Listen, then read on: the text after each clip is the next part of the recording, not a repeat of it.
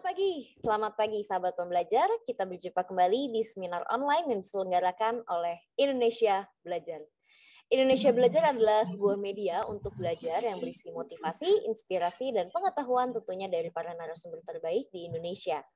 Hadir dalam platform mobile aplikasi yang sahabat pembelajar bisa langsung download di Google Play Store maupun di Apple App Store.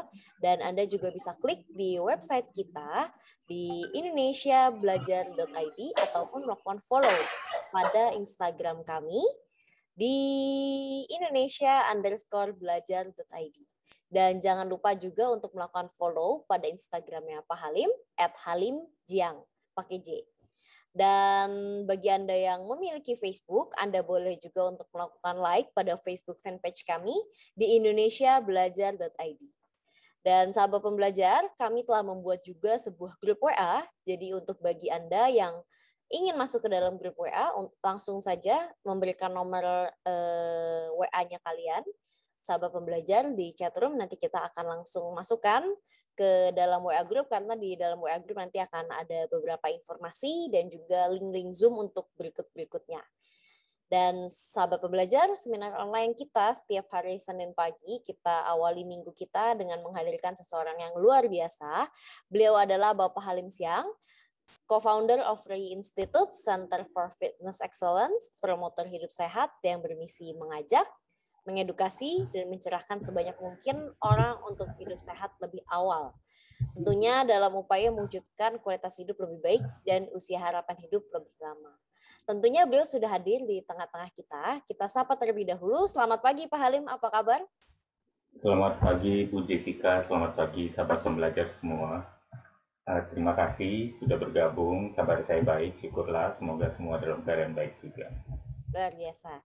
Terima kasih Pak Halim atas waktunya dan juga kesempatannya ya untuk kita semua di sini sama-sama belajar. Dan sahabat pembelajar, tema kita hari ini adalah melatih dan membentuk six pack. Nah, jadi memang banyak yang melakukan latihan perut untuk mendapatkan six pack ya, tetapi masih belum banyak yang berhasil untuk mewujudkannya.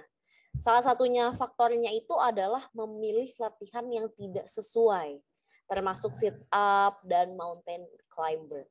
Jadi kita hari ini akan kuak fakta-faktanya apa saja. Jadi bagi Anda, jangan keluar dulu sampai kita benar-benar selesai. Dan apabila Anda ingin bertanya, Anda bisa langsung tulis saja pertanyaannya di chat room. Nanti pada saat sesi tanya jawab, kita akan bahas satu persatu.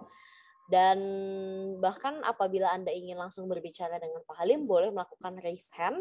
Nanti kita akan persilahkan Anda untuk langsung berbicara dengan Pak Halim. Oke, tanpa berlama-lama lagi, Pak Halim dan juga sahabat pembelajar, kita akan mulai saja pembahasan kita hari ini. Jadi bagaimana nih Pak Halim, penjelasan mengenai melatih dan membentuk? Silahkan Pak Halim. Baik, terima kasih Bu Jessica. Jadi sahabat pembelajar, bagi yang baru bergabung, biasanya saya punya kebiasaan untuk share screen ya. Nah, jadi supaya ada materi yang bisa dipresentasikan dan untuk memberi gambaran juga dan struktur untuk presentasi ini. Saya izin sebentar. Ya,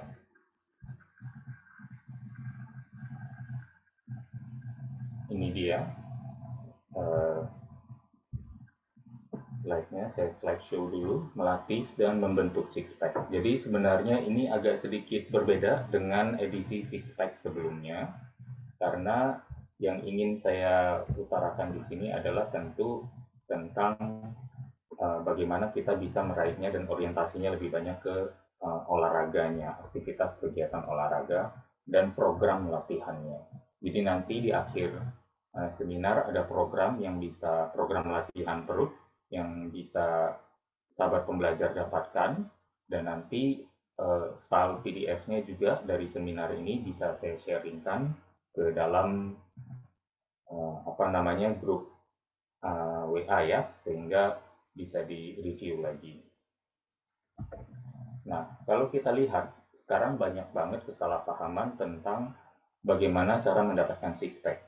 Yang satu biasanya adalah latihan khusus untuk perut mau dilakukan terus-menerus. Tetapi latihan perut saja sebenarnya tidak cukup. Nah, itu yang kadang kurang disadari. Saya mau six pack, Saya nggak mau latih bahu saya nggak mau latih punggung saya nggak mau melatih paha saya tidak mau melatih lengan saya, maunya perut aja gitu ya. Kemudian mengatakan latihan perut bisa seolah-olah latihan perut bisa mengikis lemak di perut juga gitu. Mengharap ada spot reduction gitu loh, bahwa latih di sini mengecil di sini, latih di sini mengecil di sana gitu. Tapi rata-rata pada keliru di otaknya, sorry ya. Jadi dalam pikirannya, pola pikirnya masih keliru. Waktu melatih lengan, takut lengan membesar. Tapi waktu latih perut, kok pengen perutnya mengecil? Lah gimana coba? Latihannya sama, latihan beban. Memberi beban kepada perut, tapi perutnya bisa langsing.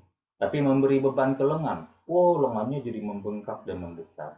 Nah, inilah kesalahpahaman yang bahkan sebenarnya ya seenaknya dimiliki oleh para yang tidak mengerti tentang fitness, tapi so taunya tinggi gitu. Maunya ini, maunya gitu, harus bisa atau segala macam. It's all back to scientific situation, ya, scientific results, scientific real life juga, ya, hasil real life yang di backup oleh yang sifatnya scientific atau ilmiah, lalu pada saat yang sama mentaati yang namanya peraturan tubuh manusia, sistem energi, mematuhi anatomi tubuh, mematuhi peraturan yang Tuhan sudah berikan kepada kita tentang bagaimana membakar lemak, dan itulah yang diikuti gitu. Bukan seenaknya kita menciptakan aturan sendiri lalu mengharapkan hasilnya seperti yang kita inginkan, makanya meleset terus. Karena apa? Keinginannya tidak sesuai dengan peraturan ilmiah, peraturan yang diberikan Tuhan, dan peraturan tubuh gitu. Paham ya? Nah, sekarang kita pecahkan dulu tembok ke ke apa ya, sorry, kesoktawan ya, dan juga tembok keinginan uh, tanpa dasar gitu. Nah, bayangkan kalau misalnya ini ada workout schedule nih dari Senin sampai Sabtu gitu, gerakan olahraganya apa saja gitu. Terus semuanya adalah abdominals aja gitu, berharap bisa langsing. Nah, saya ada uh, apanya? Penelitian ilmiahnya. Nah, ini bahkan ada peneliti atau ilmuwan di tahun 83 sudah meneliti bahwa ada nggak efek sit up terhadap ukuran sel lemak dan adiposity atau penimbunan lemak. Apakah berkurang gitu ya. Nah, ada dua kelompok pria, 13 pria disuruh sit up selama 5 hari per minggu, totalnya 27 hari, sementara 6 prianya tidak sit up sebagai control group. Total repetisi yang dilakukan adalah 5.004 repetisi atau pengulangan sit up. Bayangin, sit up-nya sampai 5.000 kali dalam 27 hari. Berat badan, total kadar lemak, lipatan lemak, dan lingkar tubuh tidak berubah. Dari tahun 84, 83, sudah hampir 40 tahun yang lalu informasi ini ada, tapi tetap aja selama 40 tahun banyak orang, jutaan orang di Indonesia pengennya apa? Sit up untuk nurunin, untuk kurusin perut, untuk langsingin perut, untuk ngecilin perut, untuk mengecilkan lemak di perut atau mengurangi lemak di perut. It's not gonna happen. Sampai akhirnya, lah ini adik kenapa muncul gitu, aduh ternyata apa yang saya ketahui selama ini salah ya Mas Halim ya, Coach Halim. Ya iya, makanya kalau dikasih tahu sama expert, tolong denger, bukannya didebatkan gitu ya. Kita lanjut dulu. Nah, yang nomor 3, agar six pack terlihat jelas, kadar lemak perlu berada di level yang cukup rendah. Nah, kalau gambar di tengah ini, sahabat pembelajar, kita ketahui bahwa ini adalah komposisi tubuh yang sebaiknya umumnya ada ya, bagi pria maupun wanita. Jadi kita lihat yang di tengah-tengah itu ada essential fat, pria hanya perlu 3%, essential fat bagi wanita adalah 12%. Ya, sementara kalau non essential fat atau penimbunan lemak diizinkan untuk menambah sampai 12% ceritanya yang sehatnya. Kalau wanita sampai 15 gitu ya. Nah, di situ berarti akumulasi totalnya adalah bagi pria 3 plus 12 adalah 15%, 12 plus 15% adalah 27% untuk wanita. Nah, sahabat pembelajar bisa dilihat di sini, lemak di perut menghalangi penampilan dari six pack-nya. Kita semua sudah punya six pack. Tapi secara anatomikal ternyata penumpukan lemak kita dan air yang ada di depan, di bawah lapisan kulit dan di depan otot perut itu yang menghalangi tampilannya. Jadi perlu berapa persen agar bisa terlihat, agar six pack terlihat bagi pria, lemak tubuh harus ada di bawah 15%. Agar six pack terlihat bagi wanita, lemak tubuh minimal sudah harus di bawah 27%. Bahkan saya akan go as far as mengatakan bagi wanita itu mungkin perlu di bawah 24 atau 23% baru mulai kelihatan six pack-nya. Ya. Jadi ini perlu menjadi satu realisasi baru, ya. Untuk terlihat six pack, lemak harus rendah. Kalau lemak harus lebih rendah, tidak cukup hanya latihan perut saja. Scientific information sudah menghasilkan memberitahukan kepada kita juga. Tadi studinya yang tahun 83, sekarang studinya tahun 2011. Dicek lagi nih, dampak dari abdominal exercise, latihan perut pada abdominal fat, pada lemak yang ada di perut juga.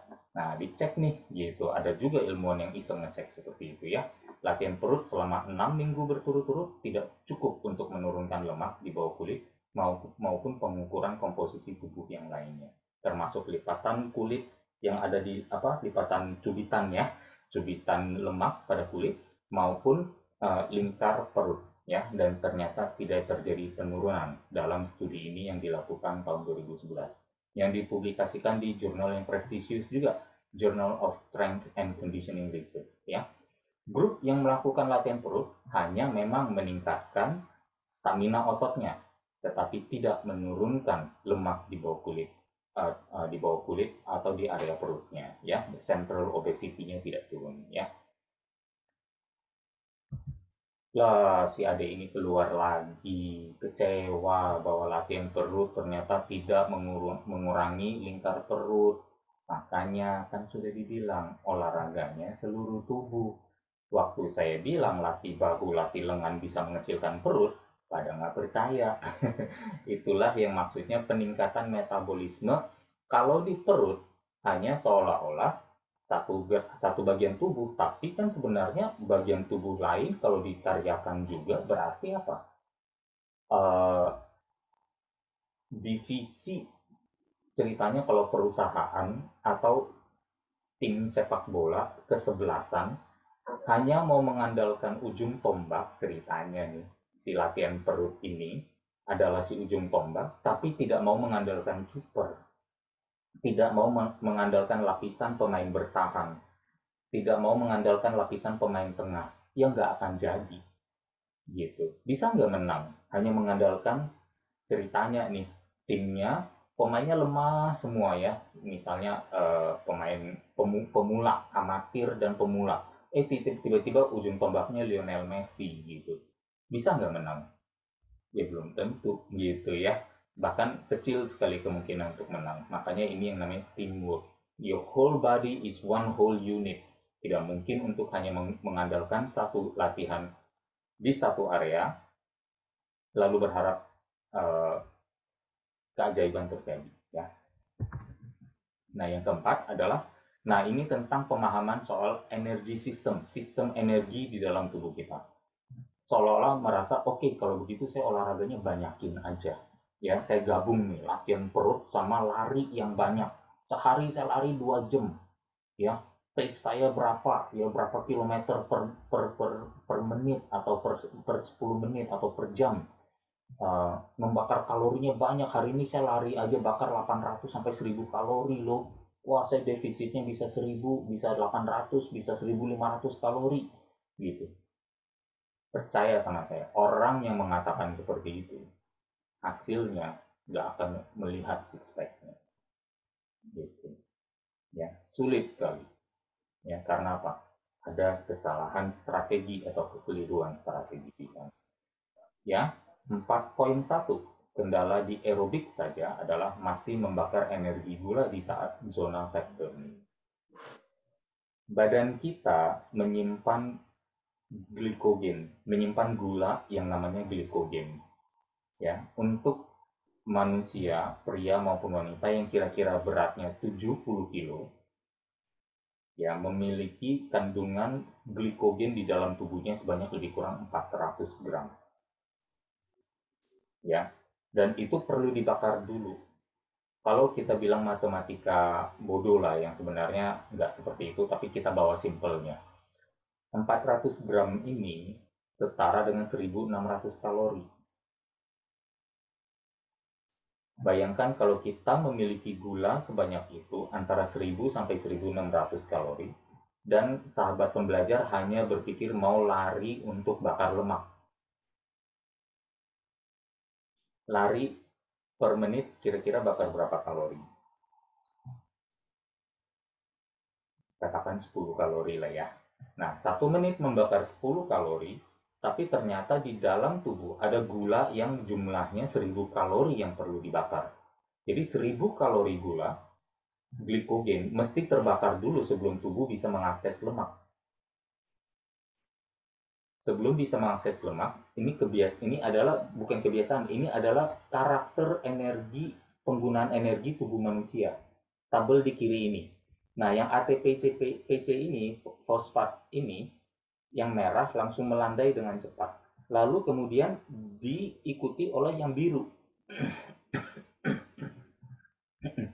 Teoretisnya begini, setelah sudah mulai habis, di titik ini mulai melandai, si penggunaan lemak akan lebih, ceritanya, teorinya lebih dominan. Tapi bisa dilihat di sini bahwa kalau kita masih punya ceritanya 1.000 kalori gula untuk kita bakar, ya 1.000 kalori gula untuk kita bakar, tapi per menitnya kita hanya membakar 10, jadi kita perlu berlari 100 menit baru mulai mengakses gula.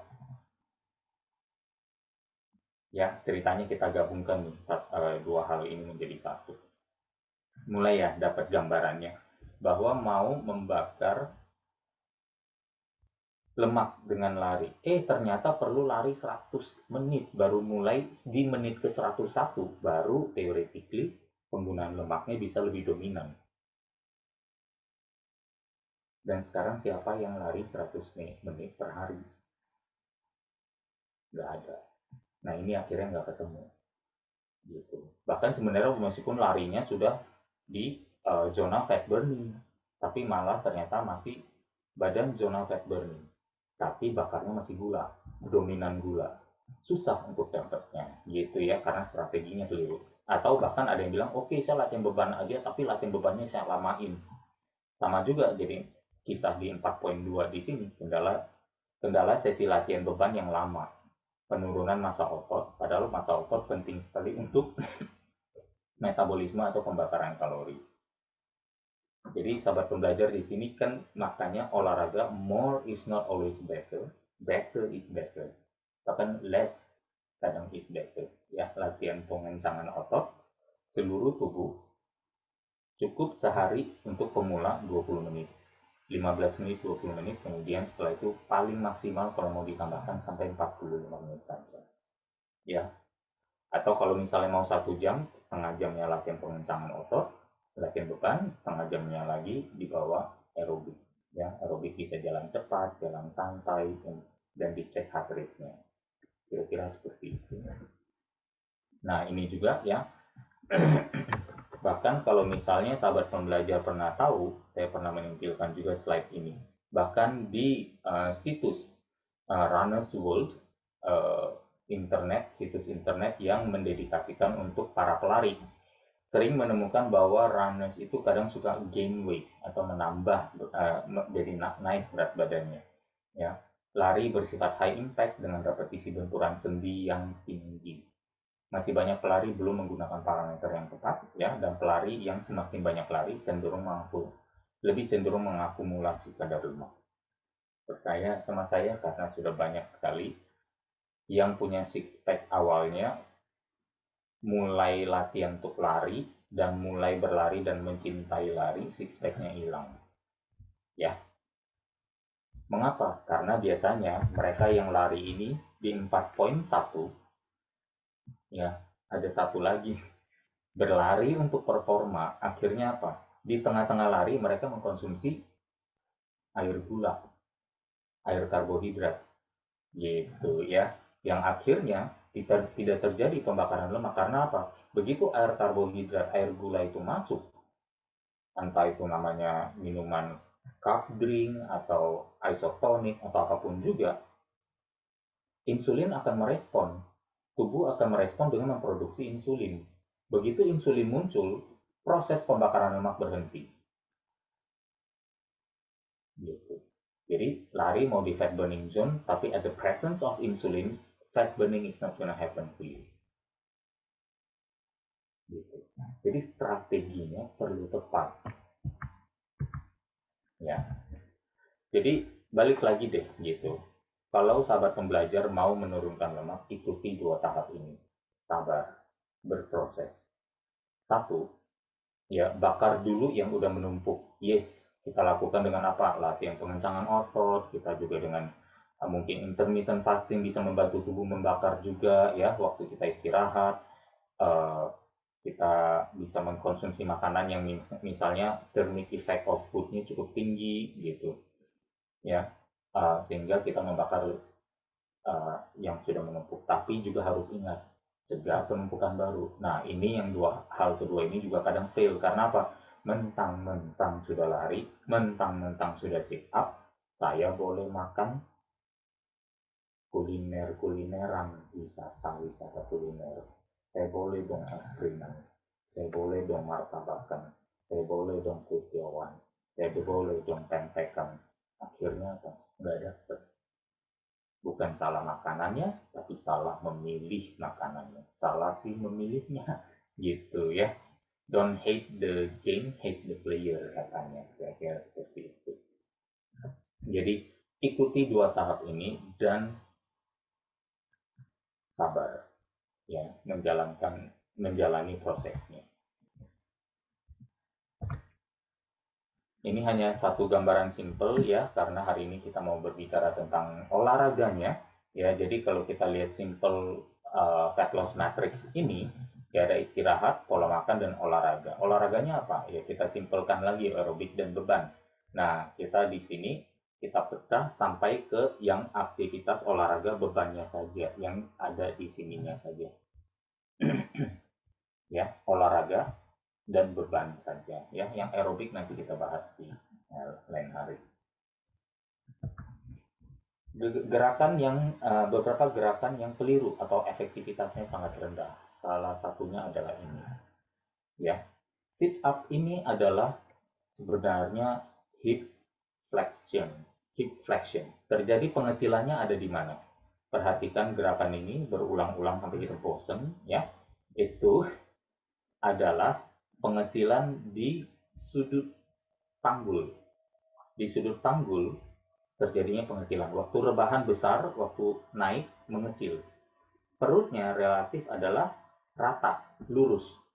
Kalau sahabat pembelajar lihat di sini dari buku atau bahkan video anatomi mengatakan gerakan sit up, hip flexor yang dominan. Hip flexor itu apa? Yang berwarna biru. Ini dia otot-ototnya yang berwarna biru. Ya, di gambar sebelah kiri yang berwarna biru. Perutnya sebagai stabilizer, rectus abdominisnya sebagai stabilizer dan tidak bekerja sebagai penggerak utama, tidak berkontraksi sebagai penggerak utama. Ya, dan ini yang perlu diketahui. Sama juga dengan leg raises seperti ini. Ya, ini banyak panah yang saya akan tunjukkan. Hip flexornya tadi yang warna biru ini juga ada di sini. Ya, primary hip flexors ya adalah rectus femoris, iliacus psoas, iliocapsularis, dan sartorius.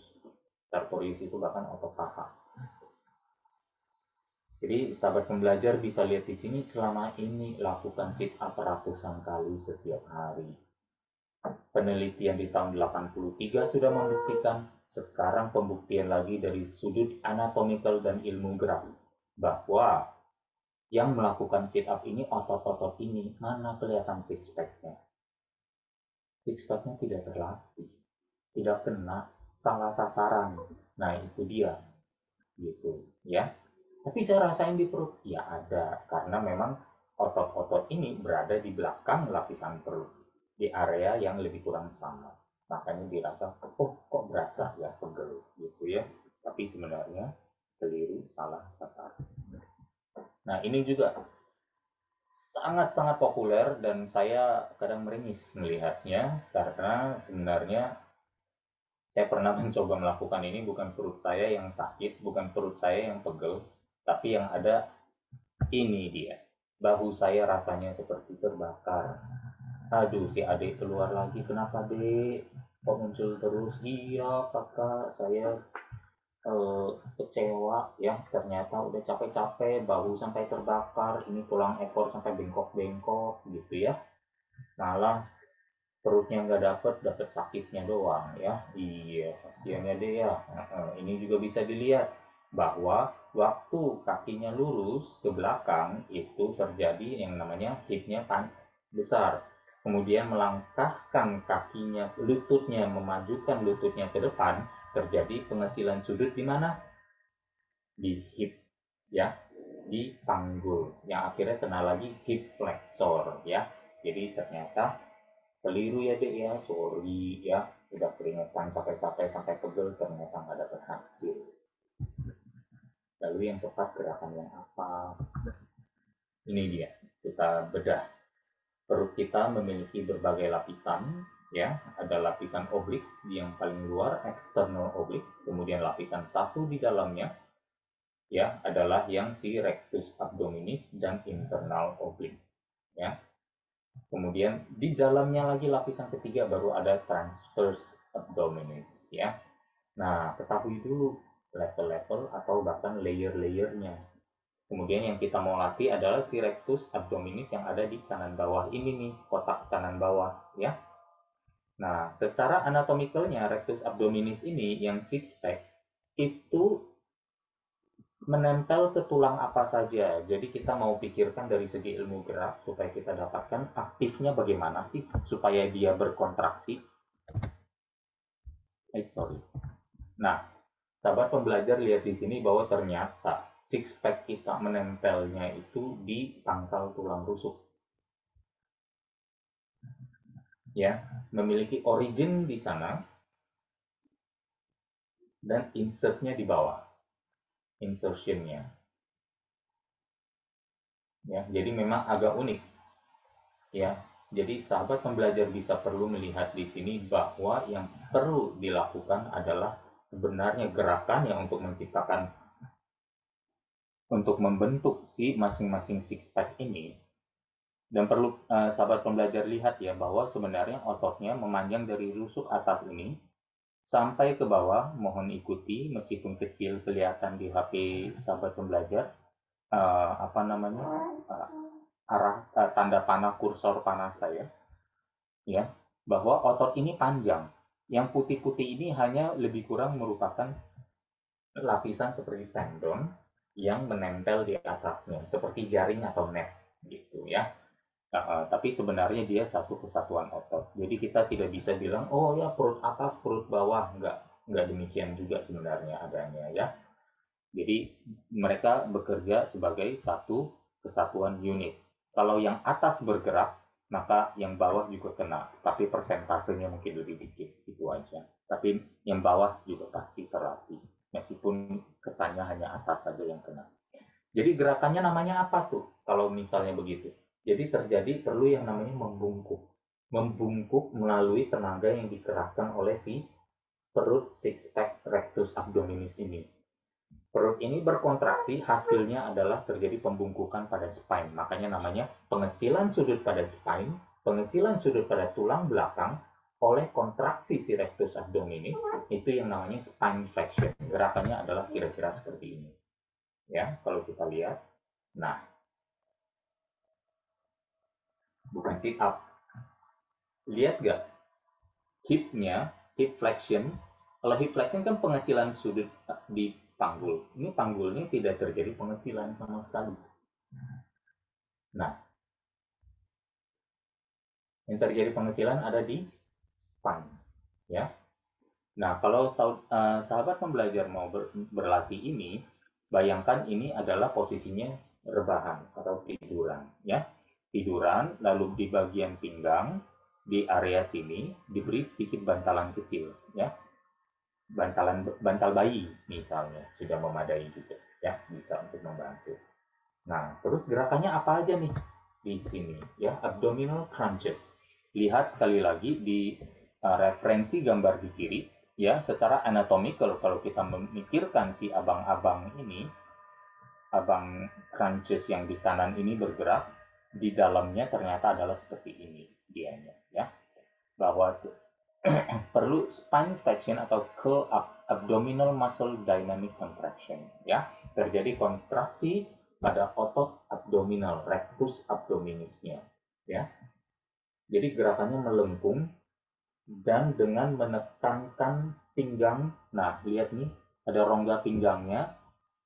Waktu di bawah ada dengan lantai, kemudian rongga pinggangnya menutup. Jadi seolah-olah menekan pinggang ke lantai dan membungkukkan punggung atas, maka akan terjadi kontraksi uh, rectus abdominis yang lebih maksimal. Gerakannya mungkin hanya setengah atau sepertiga dari sit up, tapi 3 kali lipat, 10 kali lipat lebih efektif. Ya, nah inilah yang perlu, namanya knowledge is power, gitu. Nah, ini ada adik baru nih yang udah kasih jempol. Nah, bahwa sebenarnya inilah yang di approve, ya. Jadi bye-bye adik yang nangis, ya. Welcome adik yang ketawa. Ini juga, ya, ada rope crunches dan reverse crunches. Reverse crunches, sahabat pembelajar bisa lihat gambar di kanan bahwa terjadi pengecilan sudut juga pada spine, tapi sekarang dari bawah, ya, dari lower extremities of the body, bukan dari upper extremities. Kalau gerakan ini lebih persis kebalikan dari ini aja, ya, gerakan kanan ini. Jadi sahabat pembelajar bisa lihat bahwa sebenarnya kita cukup mematuhi peraturan anatomikal yang ada di tubuh kita, ngerti ilmu geraknya, dan aktifkan dari sana waktu berolahraga dengan porsi yang cukup. Porsi berarti apa? Dosis atau program. Nanti akan ada program latihannya menggunakan alat-alat atau gerakan-gerakan. Nah, kalau yang gambar di kiri ini adalah gerakan yang kalau misalnya kebetulan ada di gym, ya, menggunakan rope, ya, seperti berlutut, bukan, kembali lagi, bukan mencondongkan seluruh badan dan mengecilkan sudut di pinggul, tapi mengecilkan sudutnya ada di tulang belakang, ya, bukan di pinggul begini, tapi di tulang belakang. Ya, ya. Kalau misalnya ada yang mau melakukan gerakan di rumah, bisa dengan apa? Dengan resistance band, ya, bisa juga kalau mau dicoba, ya. Tapi bagi yang memiliki akses ke pusat kebugaran, kalau level ppkm-nya sudah memadai, memungkinkan, ini bisa dicoba, ya. Jadi demikian kira-kira. Nah, si adiknya muncul lagi nih memberi thumbs up. Terima kasih Dede.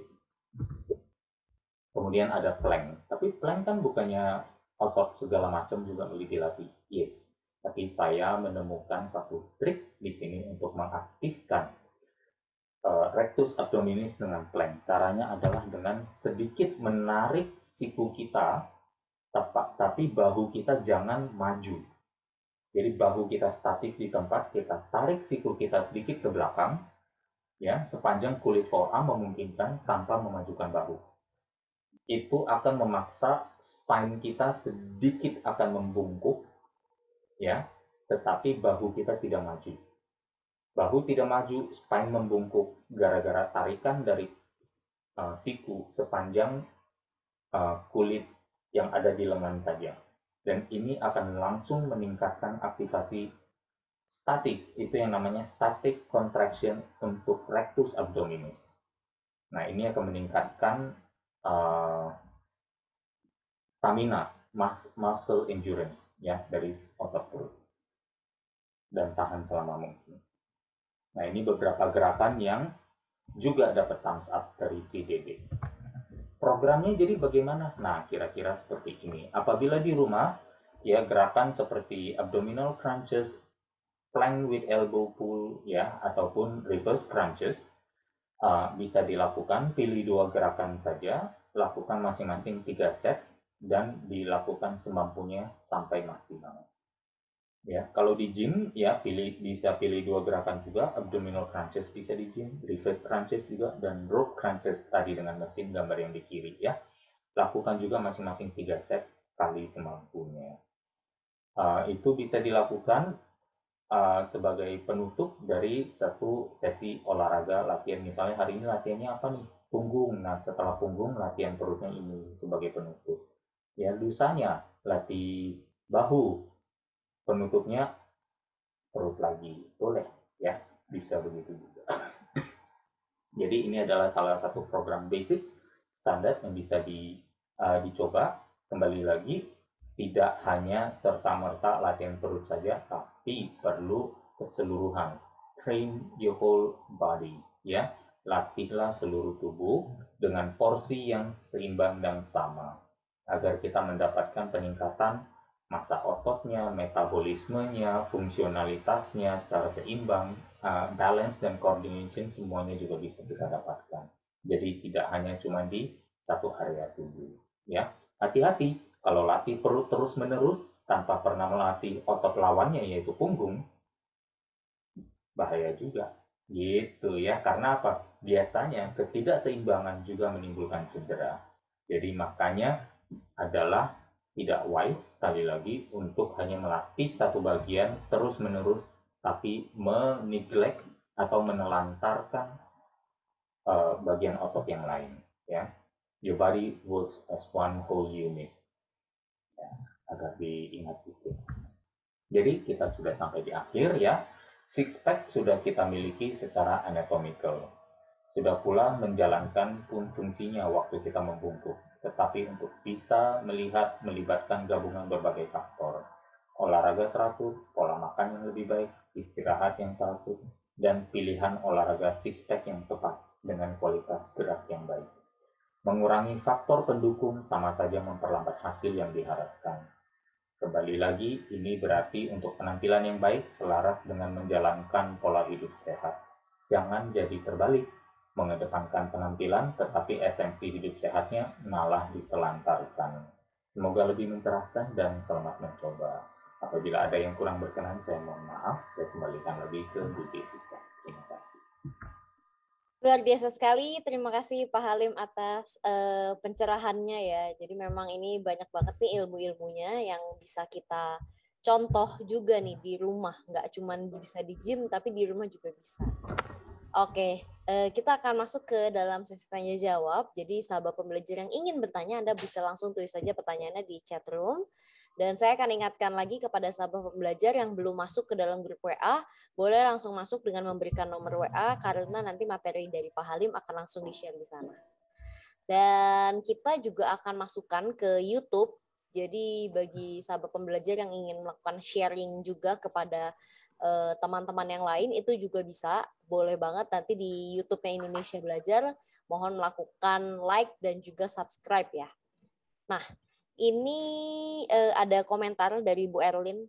Bagus banget topik yang ditunggu-tunggu. Akhirnya dapat banyak bekal tiap Senin. Thank you Coach Halim. Terima kasih Bu Erlin. Sekarang sudah ada pertanyaan dari Bapak Aan Firdaus, saya akan bacakan. Coach, apakah intermittent fasting 12 jam sebelum breakfast hanya minum kafein, lalu workout bisa six packs dan menaikkan massa otot? Dan pola makan yang harusnya bagaimana? Lalu adakah pengaruh kreatin dalam penurunan kadar lemak? Silahkan Pak Halim. Oh iya, saya selalu mengadvocate ya, bahkan di topik intermittent fasting maupun di topik latihan beban maupun di topik aerobik, semuanya menjadi satu kesatuan. Ya, tadi matriksnya, simple matriksnya sudah kelihatan. Jadi kita tidak mungkin hanya bisa melakukan the bare minimum, tapi mengharapkan the absolute maximum. Ya, uh, intermittent fastingnya minimum banget nih 12 jam. Kemudian oke, mau workout bagus ya.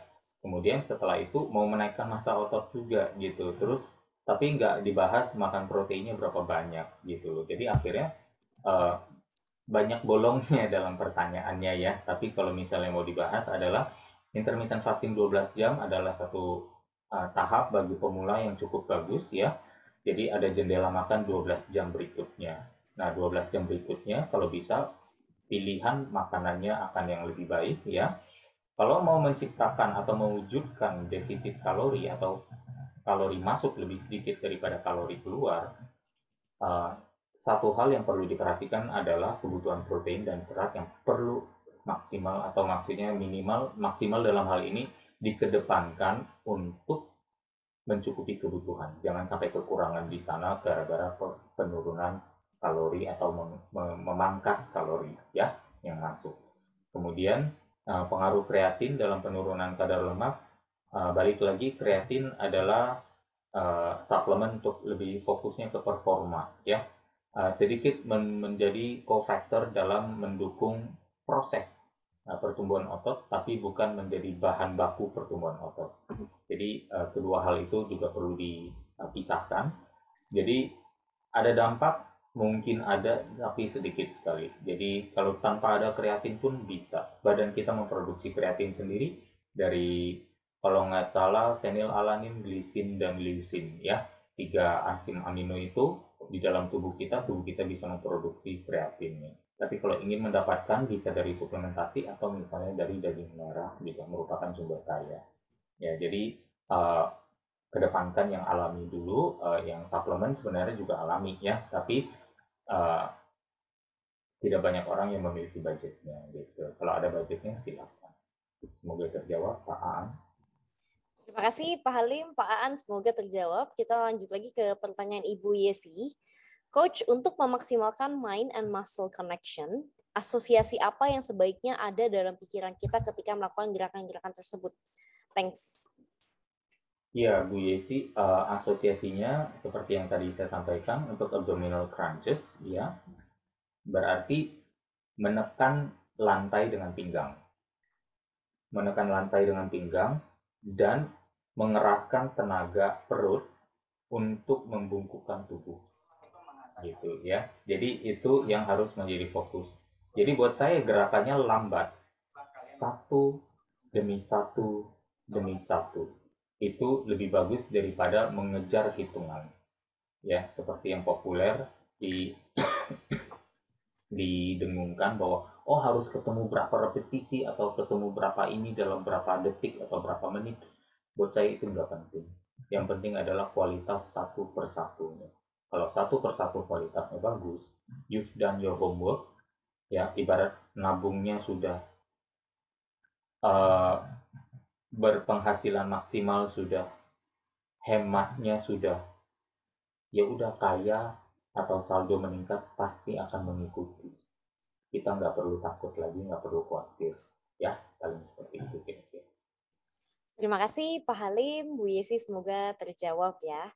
Kita ada pertanyaan lagi dari Pak Steven. Kalau gerakan hollow hold, apakah cukup efektif Pak Halim untuk six pack? Terima kasih. Halo hold. Nama itu cukup baru sih. Saya perlu tahu kira-kira apa ya gerakannya. Mungkin ke pertanyaan lain dulu. Kita lanjut dulu untuk Pak Steven, nanti kita akan jawab ya. Ini ada komentar dari Pak Deki. Terima kasih, Ko Halim sangat jelas dan bermanfaat untuk kesalahan selama ini yang dilakukan. Jadi maksudnya bisa ini ya belajar dari Pak Halim. Kita lanjut lagi ke Bapak atau Ibu Araswendra. Izin bertanya, saya pernah punya member yang gendut. Latihan yang tepat untuk memulai orang yang beratnya overweight, apakah diawali dominan aerobik atau latihan beban atau berjalan seiringan? Terima kasih, mohon pencerahannya Coach. Latihan beban saya rasa bisa menjadi pilihan untuk awal ya, tapi memang porsinya singkat ya untuk yang memiliki kadar lemak tinggi.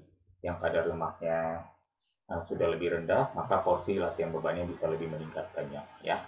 Nah, kalau untuk hollow hold, kira-kira mungkin seperti ini. Kelihatan ya? Kelihatan, Pak. Iya. Ini hampir sama dengan plank tapi terbalik. Uh, Kalau memiliki kekuatannya bagus ya bisa dilakukan. Namanya hold, jadi saya tidak mengantisipasi adanya gerakan. Jadi saya rasa untuk gerakan itu mungkin sedikit lebih advance dari plank yang tadi saya gambarkan. Jadi bisa aja kalau mau dilakukan uh, kalau sudah mungkin ke tahap selanjutnya. Tapi perhatikan juga di situ bahwa terjadi ada sedikit pengecilan sudut di uh, panggul ya. Tapi nggak apa-apa sih, koordinasinya cukup bagus. Jadi ini salah satu gerakan yang oke untuk kalau mau dilakukan. Tapi berharap ini sebagai satu-satunya ya tentu tidak ya. Uh, Perlu ada tantangan dari berbagai faktor gitu. Apa berbagai gerakan. Kira-kira seperti itu. Oke. Siapa tadi? Pak Arswendra. Iya. Oke. Terima kasih Pak Halim, Pak Arswendra. Semoga terjawab. Apabila ada Pak pertanyaan Steven. boleh chat aja. Pak Steven Oh iya, tadi yang nanya halo. Pak Arswendra dan Pak Steven untuk Hello Hold. Ya. Kalau untuk dari pertanyaan Pak Erik, saya akan bacakan. Izin bertanya, Coach, bagaimana kita bisa mengetahui kalau kita telah memasuki zona fat burning? Sebelumnya, terima kasih, Coach. Materinya sangat bermanfaat. Iya, wah ini Pak Erik Cantona. Pemain bola ya. Fat burning zona itu sederhananya 170 dikurang umur.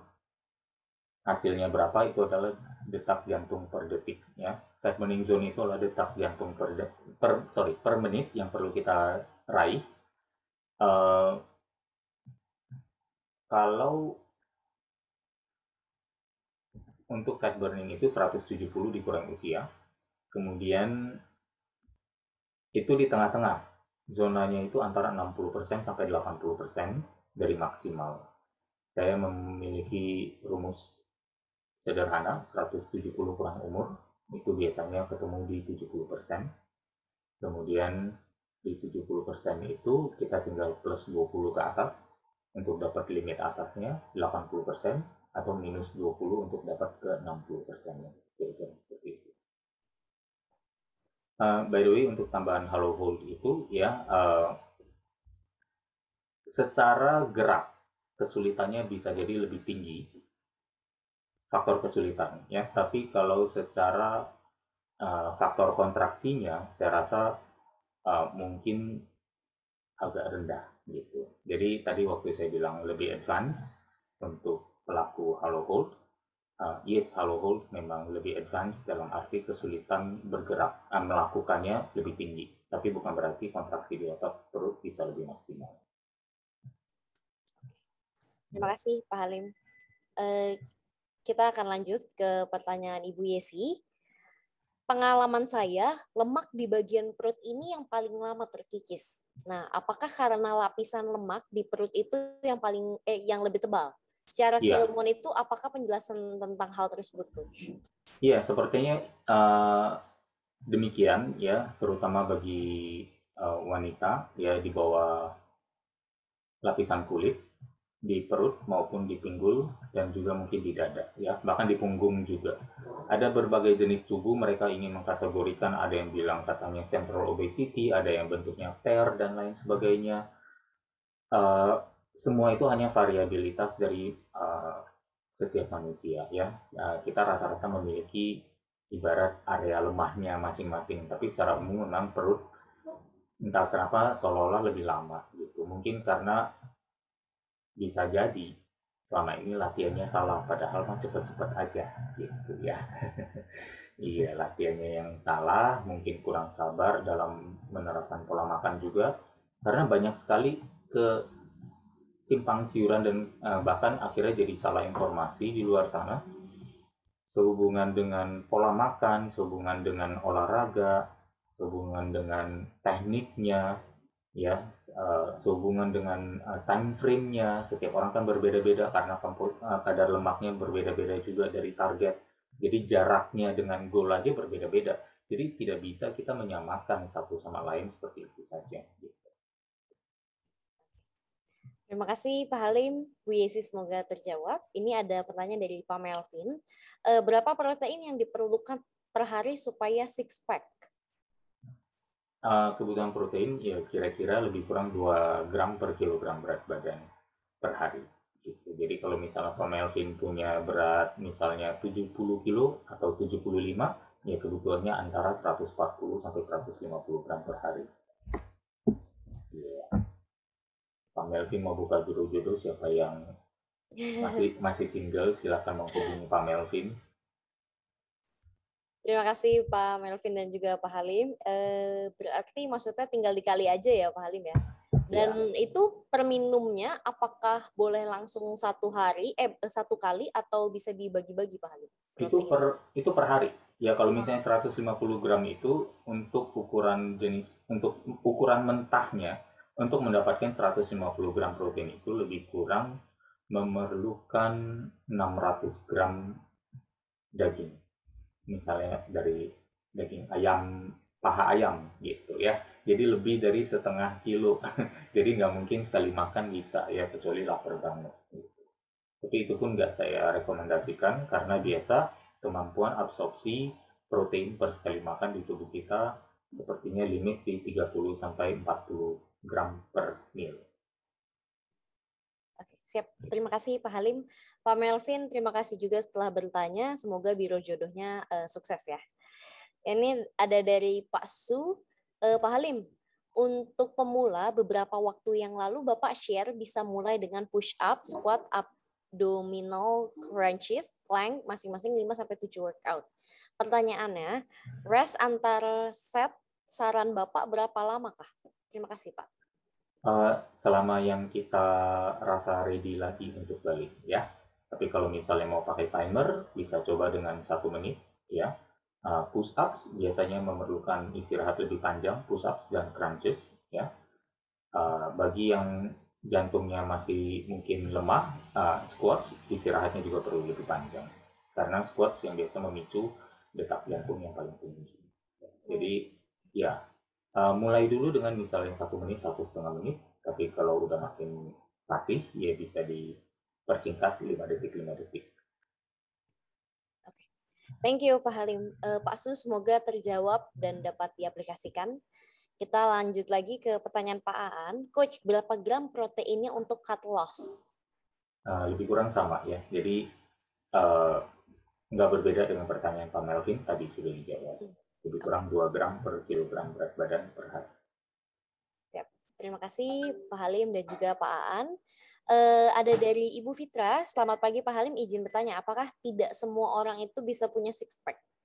Semua orang bisa punya six pack ya, tapi kemungkinannya kalau misalnya tidak semua orang bisa punya apabila dia memiliki hanya 4 pack ya. Dalam arti Tuhan mungkin memberikan jaring-jaring yang tadi saya bilang tadi, yang alih-alih membuat sampai 6, ternyata jaring-jaring yang diberikan Tuhan kepada perutnya hanya 4 gitu. Ya, akhirnya perutnya jadi 4 pack. Tapi ada juga yang 8 pack ya. Tapi ada juga yang tidak beraturan dan tidak berbaris rapi. Ya, itu semua pemberian Tuhan yang tidak bisa kita rubah-rubah lagi.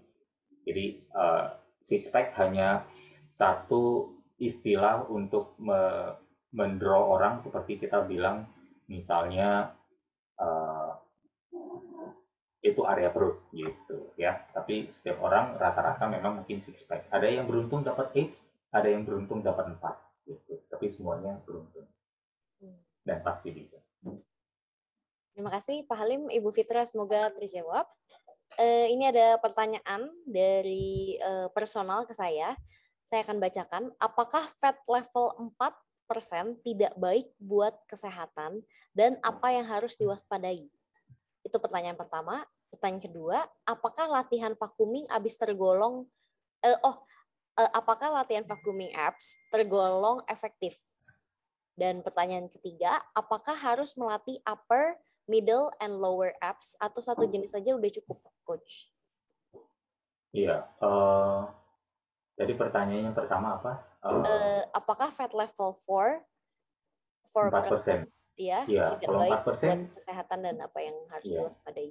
Kalau 4% sebenarnya sudah memenuhi 3% essential fat yang bagi pria ya. Jadi 4% saya rasa sudah cukup baik ya. Tapi kadang ada yang mungkin merasa bahwa dengan 4% ternyata level kolesterolnya terlalu rendah dan akhirnya berbagai fungsi hormonalnya juga terganggu ya, sehingga perlu dinaikkan. Sama halnya juga dengan wanita. Biasanya menurut pengamatan saya dan pengalaman di lapangan, wanita yang kadar lemaknya sudah mulai di bawah 15% atau bahkan di bawah 12%, biasanya sudah terganggu siklus menstruasinya.